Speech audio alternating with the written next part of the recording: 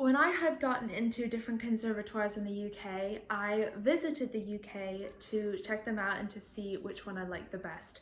And I remember that first night staying in the UK, I was in a hotel and I felt so panicky, so unbelievably panicky. I was like led in bed and I was unable to sleep, partially because of the loud pub right below me, but also because I knew this was a much bigger leap than I realized, and I knew deep down that I needed to defer a year before starting uni. That starting it right after graduating high school would be not helpful. It would not help me in any way, and I needed that time to prepare. And let me tell you, I am so glad that I deferred. I am so glad that I deferred. I was able to have a much better move to the UK because of it, and I was more prepared financially, emotionally, logistically, and I was also able to start this podcast, which means so much to me. Now, looking back on it, when I say, oh, I deferred a year, looking back on it, I think that there are so many things that I have learned from deferring a year.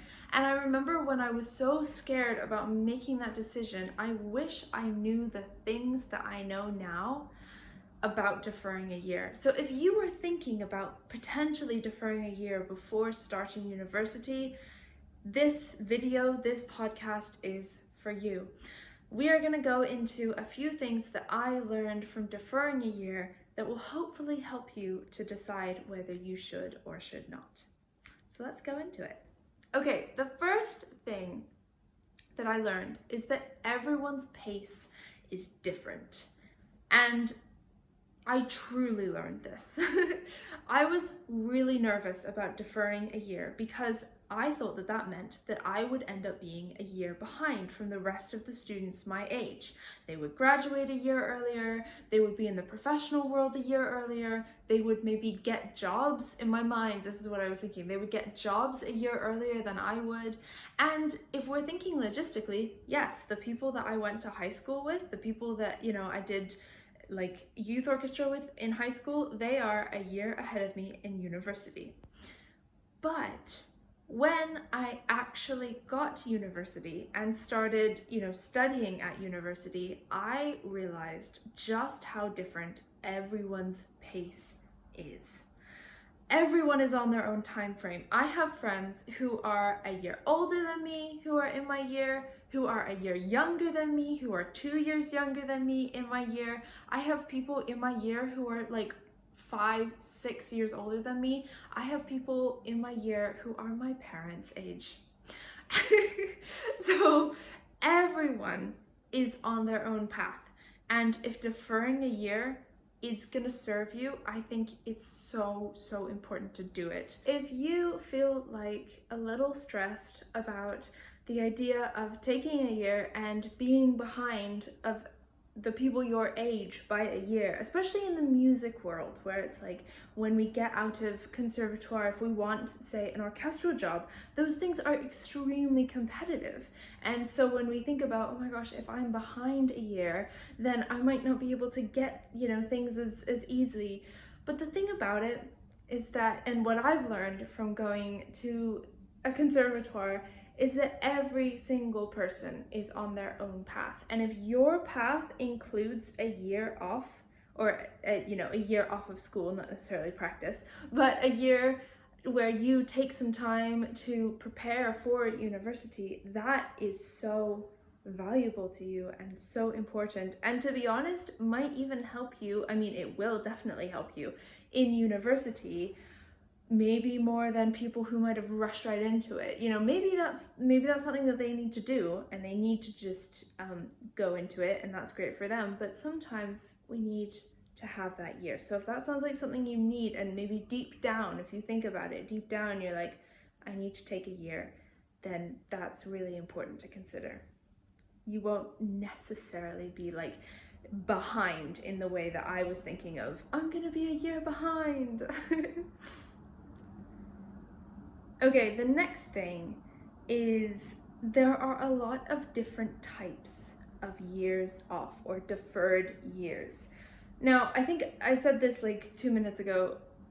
especially for musicians, a year off is not a year off of music, right? We're not taking a year to like not look at our instrument at all. I don't think that that's an effective use of our time at all in terms of a deferred year.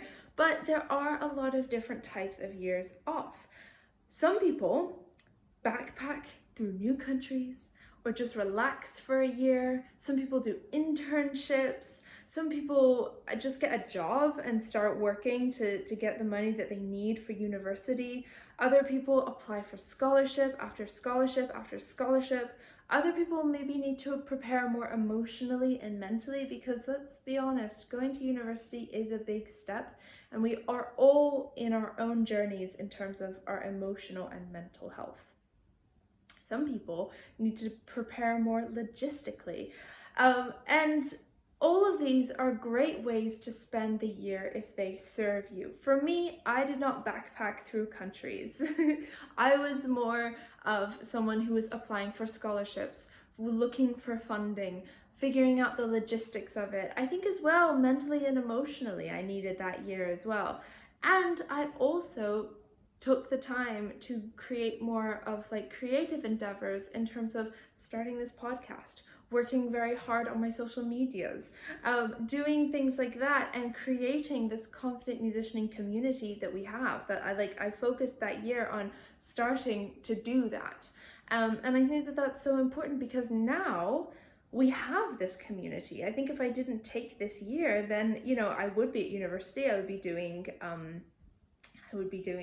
practicing, and I would be learning, but maybe I wouldn't have the connections that I have now through this podcast. Or maybe, I wouldn't have been able to focus as much on my social media and not be able to use it in effective and helpful ways now. Now, for you, you might not be like, okay, I'm gonna take a year to focus on social media, because that's not necessarily what I did wholly, not completely, but that's something that I incorporated into my year, and now it has been really helpful in my growth as well. And also, we've created an amazing community that I absolutely love. So if you are taking a year, building that year the way you want to build it is so important. For me, it was scholarship looking, it was applying for funding, it was practicing, it was preparing to change, scrapes, styles, because I changed from the American style of oboe playing to the European. It was finding a flat. It was mostly like the logistical and financial aspects of it. But if you take a year, don't compare it to all the Instagram gap years that were spent backpacking through Europe, trying new things, all of these things, because if that's not what your year, like your deferred year looks like, then why would we ever compare it to that? I did not backpack through anywhere because honestly, I didn't have the time or money to do that. So how you spend your deferred year is really important to you, and it's really special to you, and it's personalized, and you get to decide how you do this year. So ask yourself what you want out of this year. I remember when I started my gap year, I had a weekend after the summer because I did a summer job, and when I finished my summer job, I had a weekend that I called a transitional weekend. And if I look back into like my diaries and my calendars back then, I marked out this weekend. And this weekend was specifically to decide what I was going to do with my year. How much time would I focus on finding funding versus the logistics of it, all of these things. How would I spend my time?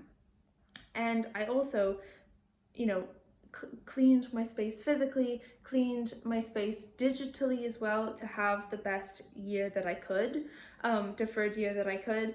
And for me, I remember that transitional weekend was extremely important for me to realize how I wanted to spend my year and what I wanted to work on the most, or maybe not as much, but still consistently.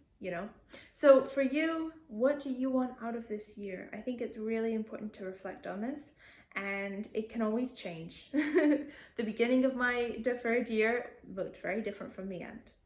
Also, in some ways, it looked very similar. So now this goes straight into the next thing, which is structuring your year. Now, this is kind of like the second point, but more focused, and we were kind of moving into this as well. So structuring your year, for me, I just worked and worked and worked and worked on finding funding and organizing the move. I woke up every single weekday at 7 a.m. I started working at 8, and I kind of didn't stop until 7 p.m. Saying that right now sounds really overwhelming to me. I'm kind of like, how did I actually do that? And the thing that helped me to be consistent in my gap year endeavors is how I structured my rest. I'm going to be honest and say that I did struggle with taking breaks during the day. It's something that I still struggle with. I find in my mind, I'm like, okay, when I wake up, once I've had breakfast and kind of done a morning routine, once I'm ready to go, I need to work until about 8 p.m. and then I can relax. And that's something that I still struggle with, being able to just take 15, 20, 30 minutes in the day and take a break. But I did, during my day, during my gap year, have a lunch. It was 12:30. It was 12:30 every day. From 12:30 to 1:30, I had lunch. And that was my time. I decided not to work at all in that time. And that was, very much designated. Then when I got to about 7 p.m., I stopped working and I did hobbies. I did like tons of hobbies. I have, from my gap year, I have so many things I did. I have so much more grammar knowledge because I learned languages. I have so much more language knowledge. I also sewed, so I literally have physical pieces of clothing that I hand sewed in my breaks. And also on the weekends, I made it so that, I still practiced on the weekends, but I made it so that I didn't work on finding funding or, doing things like logistically, doing things for the podcast, although sometimes I did on the weekends. But for me, that was really, really, really important to how I structured my day. Since there is no set school day in your year, especially if you are coming from a high school situation where you do have a day that you have to be in school from a certain time to a certain time, and then you have assignments, it's a really different structure. There's no set school day. And I feel like it's so easy to get really stressed because you're like, okay, any time is a great time to be focused and working on things. And it's so easy to get burnt out through that. But saying things like, I'm going to have a lunch, this is where my lunch is from, and 2, I am going to respect the boundaries of that lunch and, really focus on relaxing during that lunch. After this specific time, I am not going to work. It is my time to do what I want, to enjoy things, and being open to, if say you need a break, going for a walk, doing things like that, just really focusing on your mental well-being, as well as, doing the work that you need to do during your gap year. I think if I didn't focus as much on my mental well-being, I would have been way more panicky about this whole situation. Moving is stressful, but I think if I didn't have those set rules, it would be way too stressful for me. So, okay. I hope that this was helpful. I hope that this made sense to you. And I hope that it helped you if you are considering taking a gap year. I hope it helped you have a bit more of a perspective of someone who did take a year off, but not necessarily someone who backpacked through Europe. Although if you want to backpack through Europe, go ahead. That's pretty cool as well. I would have loved to backpack through Europe. It's just not what my priority was during my year. Okay, let's do a bit of a recap. The first thing is everyone's pace is different. Everyone's pace is different. I think I was so nervous about being a year behind, but then I get to university and there are people who are 6 years older than me and also 2 years older than me, and we're in the same lecture because we're in the same year. But at the same time, it's not because, the person who's 6 years older than me, it's not because they are behind or anything. It's just, their time for studying this specific, degree was different from mine. So everyone's on their own pace. The next thing is that there are tons of different types of years off. If you want to backpack places, or if you want to do an internship, I mean, that's really cool. I didn't do that, but I think that that could be so cool. If you literally just need to get a job and work and make some money for university, that is a really, really good way to spend a year. If you need to apply for scholarships, if maybe you just need some time to work on your emotional and mental health before you do this big leap, that's also extremely important. Sometimes you just need to be logistical. So everyone's years are different, and the way you structure your year is so personal and important to you, and I hope that you can find that balance of what you need. The next thing is structuring your year, but more focusing on rest so that you don't get burnt out, because you have all this time. There is no limit. There is no bell at the end of the school day to say, okay, we're done with this. So having that structure, for me, it was having a lunch, having an hour where I made sure that I didn't work during this time. It was, having a time at the end of the day where I'm like, okay, I'm done with working. I'm gonna, do fun things that I enjoy. So creating that time for rest, for relaxation, for breaks, especially if you are doing something like applying for funding, because that can feel so endless. So creating that time for you is really important, okay? And before we go, I just want to let you know, if you are a musician, which I have a feeling you might be because you're listening to this podcast, and you want to be more structured in your practice, you want to have more effective practice, because let's be honest, if you're taking a year off, practicing needs to be so effective so that you can take, the time that you might have spent wasted in the practice room, so you can take that time and focus it on the things that you need to do as well, like applying for funding or other things. So effective practice is so important, which is why I want to introduce you to Notable. A Notable practice journal is something that I have been using. They are practice journals that help you plan your practice and also reflect after your practice so that you can improve the way you practice every single day. As soon as I realized this was working for me, I had to tell you about it, and I had to give you a code. So if you want a Notable practice journal, use code Eleanor15 for 15% off your journal. That is ELEANOR15, ELEANOR15 for 15% off your journal. Get a Notable practice journal and make your year so extremely effective in your practice. You know me, I don't recommend anything that I don't absolutely love. This code is an affiliate code, so I do receive a commission with no extra cost to you. Alright, that's about it for this episode. Thank you so much for listening and watching. I hope that it was helpful. If it was helpful, please do let me know. You can like, comment, subscribe, follow, all the fun things.